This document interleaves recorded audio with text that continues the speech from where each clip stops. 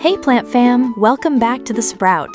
Today we're talking about one of the most breathtaking and, let's be honest, most challenging houseplants you can grow, the Calathea. With its intricately patterned leaves in shades of green, purple, silver, and even pink, it's a plant that looks like a living painting.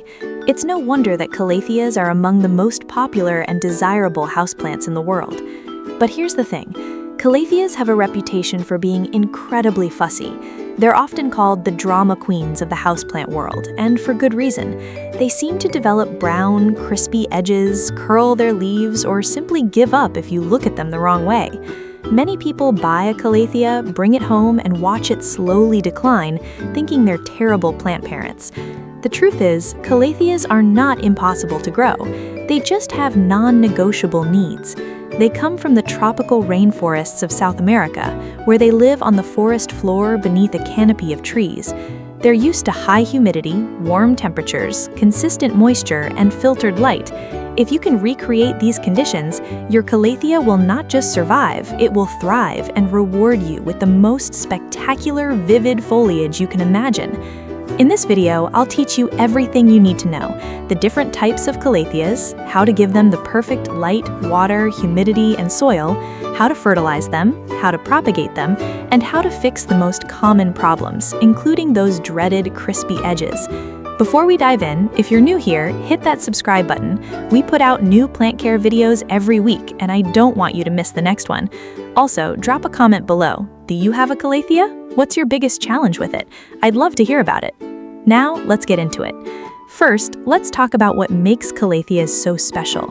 Calatheas are members of the Marantaceae family, which also includes Marantas, and they are often called prayer plants. This name comes from a fascinating phenomenon called nyctinacity. In the evening, the leaves of many Calatheas fold upwards, resembling hands in prayer. This is believed to be a mechanism to conserve moisture and protect the leaves from the cool night air. In the morning, they open up again to catch the light. It's a daily ritual that makes these plants feel alive and incredibly responsive to their environment. Now let's talk about the different types of Calatheas. There are dozens of species and cultivars, each with its own unique leaf pattern and coloration. Some of the most popular include the peacock plant, which has striking, painted-on patterns that look like peacock feathers. The rattlesnake plant has wavy, sword-shaped leaves with a distinctive pattern that resembles snakeskin. The rose-painted Calathea is famous for its dark green leaves with a pink stripe pattern. This is the one with the dottie and corona varieties that are so sought after by collectors. The orbifolia has large paddle-shaped leaves with pale green stripes. The triostar is a real showstopper with green, white, and pink variegation. The eternal flame plant is unique for its bright orange flowers, which are rare for Calatheas. And the network plant has leaves with a distinct green and yellow striped pattern that looks almost pixelated. As you can see, there is a Calathea for every taste, from the subtle to the wildly patterned. Now, let's move on to the most critical aspect of Calathea care: light. Calatheas need bright, indirect light. In the wild, they grow on the forest floor, where they receive dappled sunlight filtered through the canopy of taller trees. An east-facing window is absolutely perfect because it provides gentle morning sun without the harsh afternoon rays. A north-facing window can also work well. South or west-facing windows are too intense and can scorch the leaves. If you only have a south or west-facing window, place the plant a few feet back from the window or use a sheer curtain to filter the light. Too much direct sun is a common mistake. It will cause the leaves to fade, develop bleach-like spots, and crisp up at the edges. On the other hand, too little light will slow growth and make the patterns less vibrant. If you notice your Calathea's beautiful markings fading, it might be telling you it needs more light. Now let's talk about water. This is where many people make a mistake. Calatheas like their soil to be consistently moist but never soggy. You should water your Calathea when the top inch or two of the soil feels dry to the touch. In most homes, this means watering about once a week in spring and summer and every 10 to 14 days in fall and winter. Always check the soil before watering, not the calendar. The type of water you use is incredibly important. Calatheas are very sensitive to chlorine, fluoride, and other minerals found in tap water. These chemicals can build up in the soil and cause the leaf tips and edges to turn brown. To avoid this, use rainwater, distilled water, or filtered water. If you do use tap water, let it sit out for 24 to 48 hours to allow the chlorine to evaporate. However, this won't remove fluoride, so filtered water is still the better option. Now let's talk about humidity. Calatheas are tropical plants that thrive in high humidity.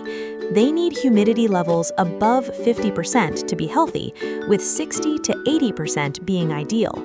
In the dry air of our homes, especially in winter with the heater running, the humidity often drops below 30%, which leads to brown, crispy leaf edges. To increase humidity, you have several options. The most effective method is to use a humidifier near the plant. You can also place the pot on a pebble tray filled with water, making sure the pot doesn't sit directly in the water. Grouping your Calathea with other plants can also help create a more humid microclimate. A bright bathroom can also be a great spot, as the steam from showers naturally provides high humidity. You can also mist the plant, but it's not a long-term solution. It only provides a temporary boost, and if the water sits on the leaves for too long, can encourage fungal diseases. Now let's talk about soil and pots. Calatheas need a well-draining, moisture-retentive soil mix. A good quality, peat-free houseplant potting mix blended with a little potting grit or perlite will provide the right balance of moisture retention and drainage. The pot must have drainage holes. Never let your Calathea sit in standing water, as this will lead to root rot. Now let's talk about temperature. Calatheas like it warm and stable. They prefer temperatures between 65 and 75 degrees Fahrenheit.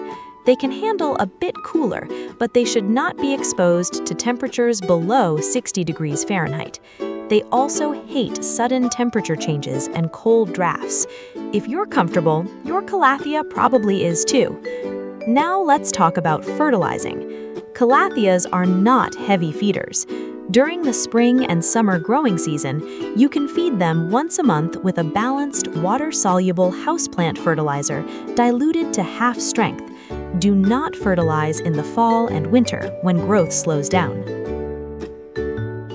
Now let's talk about common problems. Let's go through them one by one. Problem 1. Brown, crispy leaf tips and edges. This is the most common complaint, and it's almost always due to low humidity or chemicals in tap water. Increase the humidity around the plant and switch to filtered, distilled, or rainwater. Problem 2. Curling leaves. This is a sign of stress. The most common cause is underwatering. The leaves curl up to conserve moisture. Water your plant deeply, and it should perk up within a few hours. It can also be a sign of low humidity, so check your humidity levels too. Problem 3. Yellowing leaves. This is usually a sign of overwatering. The soil is staying too wet and the roots are starting to rot. Allow the soil to dry out more between waterings. If the problem is severe, you may need to repot the plant and remove any rotting roots. Problem 4. Wilting leaves. This can be caused by either underwatering or overwatering. Check the soil. If it's bone dry, water deeply. If it's soggy, you have root rot and you need to address the overwatering. Problem 5. Faded colors. If your Calathea is losing its vibrant patterns and becoming dull, it's usually getting too much light. Move it to a spot with less direct sun. Problem 6. Pests. Calatheas can be affected by spider mites, mealybugs, and aphids. Spider mites thrive in dry conditions.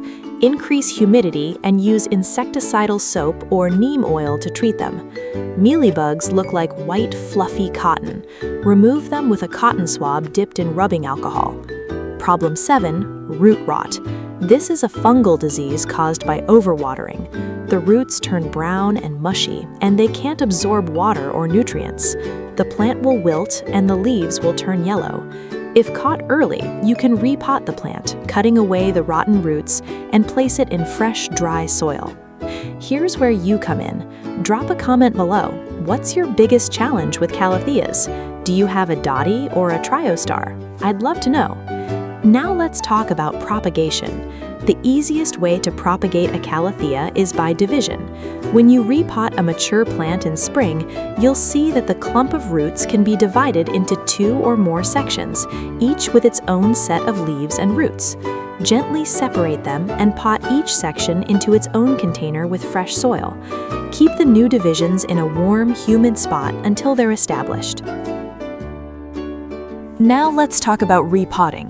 Repot your Calathea every 1 to 2 years, or when you see roots coming out of the drainage holes. The best time is in spring. Only go up 1 pot size. A pot that is too large holds too much water, which can lead to root rot. Let me give you a few quick answers to common questions. Are Calatheas safe for pets? Yes, Calatheas are non-toxic to cats and dogs, which makes them a safe choice for pet owners. Why is my Calathea not growing? It might not be getting enough light, or it might be root-bound and need repotting. Why are my Calathea leaves dropping? Sudden drops in temperature or drafts can cause leaf drop. How do I clean Calathea leaves? Wipe them gently with a damp cloth to remove dust, which can help the plant absorb more light. Let's wrap everything up.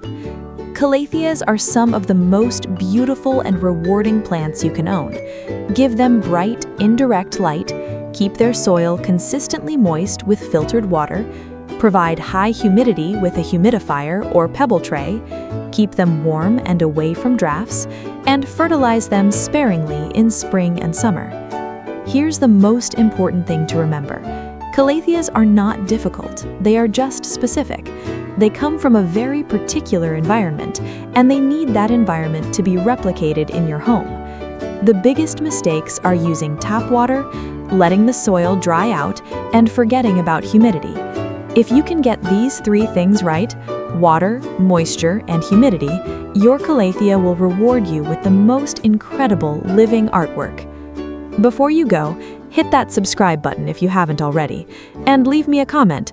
Are you brave enough to try a Calathea? What's your favorite variety? I'd love to know. Also, what plant should I cover next? Stromante? Tenante? Something else? Let me know. Thanks for watching. Take care of your plants, and they will take care of you. See you in the next video.